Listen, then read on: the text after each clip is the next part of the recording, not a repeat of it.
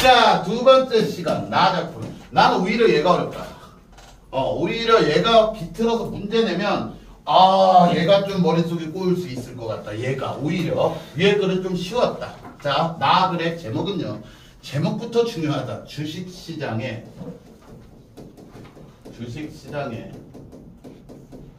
효율적 주식시장의 효율적 시장 가설이야.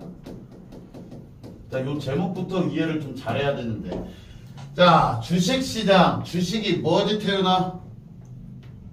주식이요? 주식. 너 씨발 쌀밥 죽인다. 창현, 너의 주식 고기? 창현아, 주식이 뭐니? 치킨에 피자. 줄리는 콜라. 100원짜리 닭다리와 한 판에 500원짜리 집이잖아.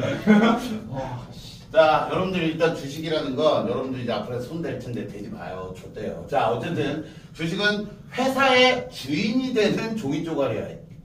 그럼 말 그대로 그 종이 쪼가리를 많이 모일수록 그 회사는 내게 되는 거야. 지분이라고 칠 수가 있겠지. 즉 회사라는 건 여러 개의 종이 쪼가리들을 다 사람들 다 사서 그 돈으로 운영이 되는 거야. 그래서 삼성전자가 누구 거야?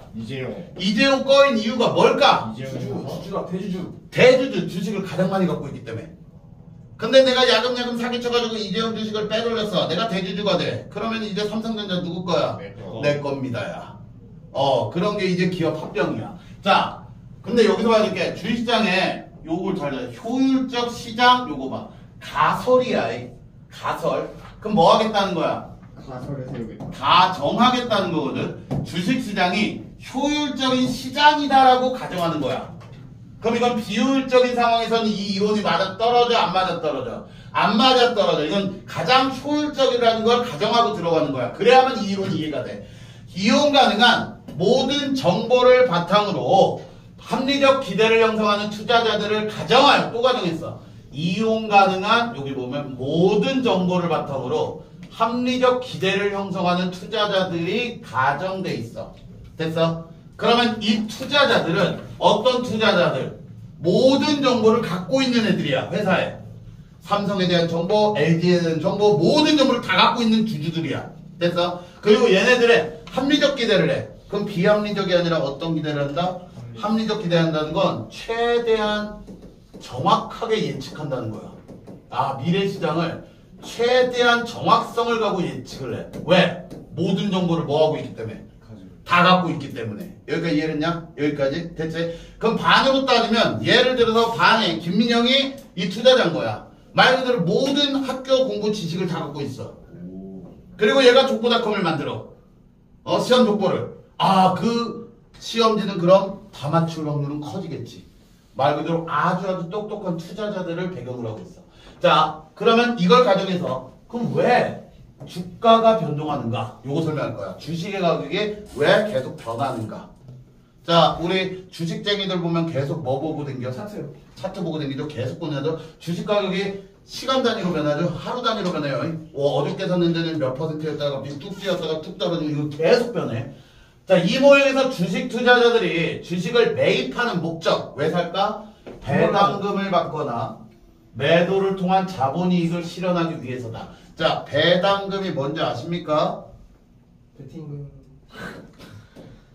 설명되어 있지만 쉽게 설명하면 자, 우리가 회사에 투자를 하는 개념이야. 근데 회사가 그 투자금을 바탕으로 뭐가 생겨? 이익을 내겠지. 그 이익을 나눠주는 거야. 이익을 얼마를 많이 벌었으니까 나머지 돈 드릴게요. 그럼 결국 회사가 이익을 내야 되기 때문에 배당금은 현재 받을 수 있는 거 아니면 미래의 돈. 이거 미래의 돈이야. 미래에 받을 수 있는 거. 즉 회사가 주주들에게 용돈 주는 거야. 자, 그럼 매도를 통한 자본이득은 뭘까? 회사 가치가 올랐을 때 팔아서. 그렇지. 싸게 샀다가 어떻게?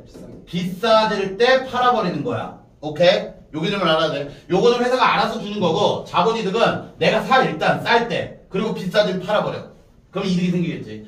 자본이득은 근데 이게 두 개가 같은 거야. 여기를 봐. 자본이득은 결국 앞으로 받게 될 배당금에 의해 결정되므로 즉 앞으로 받게 될 배당금. 그럼 회사가 일단 뭐를 내야 된다는 가정이야?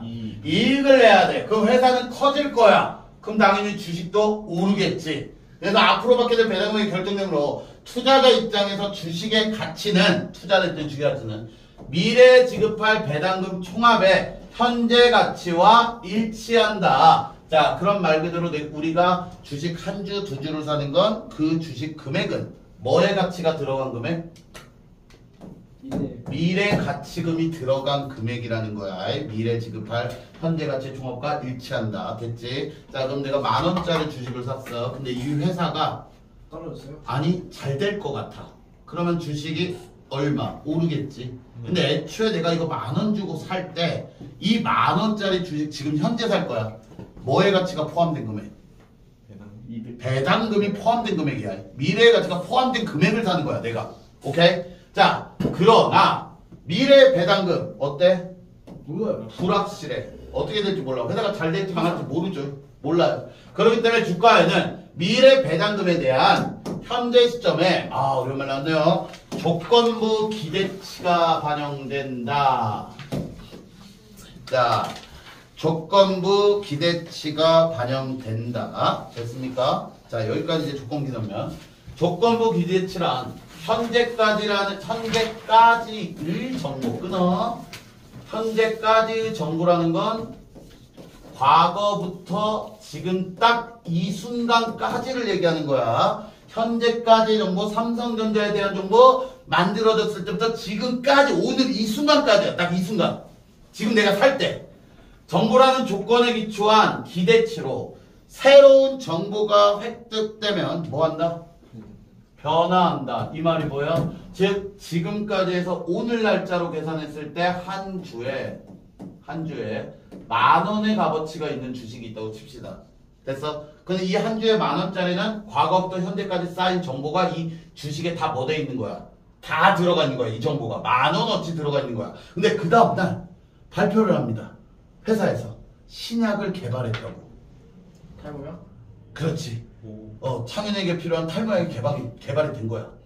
자, 그러면 어떻게 될까? 어떻게 변할까? 이 주가가 급상승하겠지. 뛸 거야. 왜? 신약을 개발하면 이 회사는 어떻게 될 것이고 이익을 낼 것이고 이익을 내면 뭐를 줄 것이고 배당금을 줄 것이고 그럼 그게 배당금이 들어가서 일주에 이제 15,000원 요렇게 뛰어버릴 수 있다는 거야. 바로 그 다음날. 결국 주가 변동은 시장에서 평가된 조건부 기대치가 요게 핵심이야. 변화하기 때문에 저 기대치가 계속 어떻게 될까? 변하겠지. 왜 변할까? 하루 지날수록 계속 뭐가 업데이트 되는 거야? 시작. 새로운 정보가 계속 유입되기 때문에 그러면 변해야 돼. 그렇기 때문에 나타나는 거야. 회사가 똑같을 순 없지. 인상실험 논란. 그렇지. 뭐 인상실험 논란 터지고 그럼 또 떨어지고 이런 식으로 계속 왔다리 갔다리. 조건부 기대치는 매 시점마다 이용 가능한 정보에 기초함으로 봐. 매 시점마다 이용 가능한 요거 봐야 돼. 모든 정보에 기초함으로. 한마디로 이 주식에는 모든 정보가 다 들어가 있다는 걸 전제 조건에 삼고 있어. 체계적인 예측 오차를 포함하지 않는다. 예측 오차율이 나와 안 나와? 예측 오차가 나올까 안 나올까? 체계적인 예측 저. 자, 예측의 오차. 여기가 지금 현 상황에서 이게 10,000원짜리인데 아니 이게 9,000원일 수도 있지 않나? 이게 15,000원일 수 있지 않나? 이런 오차. 없어요. 없어요. 왜 없을까요? 모든 정보를 가지고 이게 핵심이야. 모든 정보가 다 들어가 있다라는 거야. 근데 선생님 진짜 주식이 그럴 수 있어요? 그래서 내가 제목 잘 보랬지. 주식시장이 효율적 시장이란 걸 가정했을 때 요게 말이 되는 거야. 요게 말이 돼. 안 그러면 이건 말이 안 돼, 애초에. 자, 그래서 우차할 동안 이는 투자자들이, 여기를 잡아야 돼. 투자자들이 기업과 관련된 정보를 빠르고 정확하게 주가에 반영한다. 그럼 말 그대로 새로운 정보가 생길 때마다 바로 어디에 반영된다? 주가에 바로 반영된다는 거야. 그럼 오차는 안 생기지. 이게 좋은 기대치라면 빡 오르고 나쁜 거라면 빡 떨어지는 게 뻔할 거야. 만약 기업 관련 정보가 만약이라고 했어. 주가에 적절히 반영되지가 않아서 주가가 기업의 내재 가치와 괴리될 경우 그 경우를 얘기하고 있어. 즉 정보가 다 안 들어갈 경우겠지. 자, 그럼 어떤 삼성전자의 주식의 가치가 예를 들어서 정보가 반영이 안 됐다는 거야. 그래서 주가가 예를 들어 만 원인데 기업의 내재적 가치를 봤더니 충분히 2만 원의 가치를 갖고 있다는 거야. 그러니까 이게 일주에 만 원에 팔 수가 없는 주식이야. 얼마에 받아야 돼? 2만 원을 받았는데 지금 만 원이 형성되고 있는 거야. 여기까지 이해됐냐? 네. 이렇게 됐을 때 차익 실현에 기회가 발생을 한다. 차익 실현이 뭔데? 돈 벌어요. 만 원에 사서 그럼 얼마를 벌어 결국? 만 원을 더 버는 결과를 발생할 거거든. 차익 실현. 네. 내가 이거 어디서 얘기했냐? 이것도 채권의 만기 수익률과 관련 있어요. 물건값이 싸면 사람들이 그걸 뭐해? 많이 찾아. 그러면 가격이 올라요. 그거야. 지금 똑같은 거야. 그럼 투자자들은 차익 실현을 위해 적극적으로 정보를 또 수집하고 분석하고 이에 기초하여 매매하기 때문에 시장에 평가된 가격에는 정보 누락이나 체계적 예측 오차가 나타나지 않는다. 자, 바로 뭐냐? 그럼 말 그대로 투자자들이 차익 실현을 위해 왜? 지금 주가가 떨어졌어. 그러면 정보력이 뛰어난 사람들은 분석을 하겠지. 정보를 계속 업데이트를 할 거야. 예? 이거 2만 원짜리네? 오케이. 그럼 만 원짜리 계속 사들겠지. 그 사람들이. 그럼 다시 2만 원 맞춰주고. 그러면 2만 원이 맞춰지는 거야. 결국은. 그러면 이 사람들이 2만 원짜리 또 팔아서 차익 실현을 보는 거지. 그럼 또 이게 계속 돌아가. 그러니까 정보가 누락될 수가 없어. 왜? 많이 산다는 건 정보가 계속 업데이트 된다는 거야. 여기까지 이해됐냐? 네. 자, 결국은 이거를 읽으면 주식을 할 이유가 없어. 따라서 주가는 일정한 규칙성이 없이 움직이게 되는데 규칙성이 없다는 건 뭐? 오르기도 하고 뭐 하기도 한다. 내리기도 한다. 이게 지금 규칙이 있다 없다. 오르고 내리고 해. 규칙이 없어. 이를 임의보행 현상이라고 한다. 그래서 이건 니들이 이해하기 쉽게 동전의 앞뒤 확률이라고 생각하면 돼. 앞이 나오고 뒤가 나올 확률 모르는 거야. 그래서 던졌을 때 이게 예측이 돼? 2분의 1 확률이 아니에요. 2분의 1이 확률이 아니지. 어떻게 2분의 1이야 병신아. 앞만 나올 확률이 있지 않냐? 그게 어떻게 2분의 1이야? 한 번 던졌는데 앞이 나왔어. 그 다음 또 던졌어. 그럼 뒤가 나와야 2분의 1이 아니냐? 그러니까 안 된다고. 그러니까 네가 수학이 안 되는 거야. 그러니까 네가 창현한테 지는 거야. 저 표정 봐. 거만한 표정. 수학이요? 좋지? 닦아지 내가. 닦은 거지. 닦인 줄. 자, 그럼 마무리. 만약 현재의 주가가 알려진 정보에 여기 봐. 일부만 만약 반영하고 있다면 계속 가져가는 거야. 그러니까 모든 정보가 반영되지 않았다면 투자자들은 반영되지 않은 정보들이 향후 가격에 반영될 걸 기대하게 돼. 아, 여기 이제 반영이 되겠네. 예를 들어 반영되지 않은 정보가 만약에 좋은 소식이야. 그럼 주가 당연히 오를 것이고 나쁜 소식이라면 주가는 떨어질 거야. 이 오르고 내리고 하면서 정보가 계속 반영되고 있다는 거야. 이 가격 체계가. 가격 조정 속도는 주식시장의 효율성에 의존한다. 따라서 효율적 시장에서는 현재 가격에, 여기 잘 들어야 돼. 현재 가격에 반영되지 않은 정보가 존재할 수 없다. 이걸 이해하냐 이제? 네. 왜? 뭐 때문에? 모든 정보에 기초하는 저런 사태가 벌어지면 바로 만약에 반영이 안 될 경우에 바로 차익 실현이 들어간다는 거야. 사람들이. 그 차익 실현을 하면 똑똑한 사람들이. 그렇지. 그 차익 실현을 하면서 정보가 업데이트 되니까 당연히 현재 가격에 반영되지 않은 정보는 존재할 수 없어. 계속 업데이트 될 거야. 차익 실현으로 인해.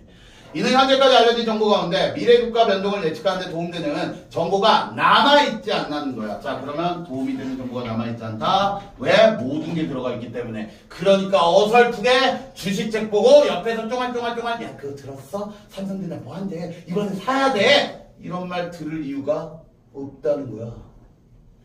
만약 그런 정보가 만약에 남아있다면 차익 거래로 인해 즉시 바로 주가는 조정될 거야. 정보가 있다면 그 정보가 그 즉시 뭐 된다? 반영돼 버린다는 거야.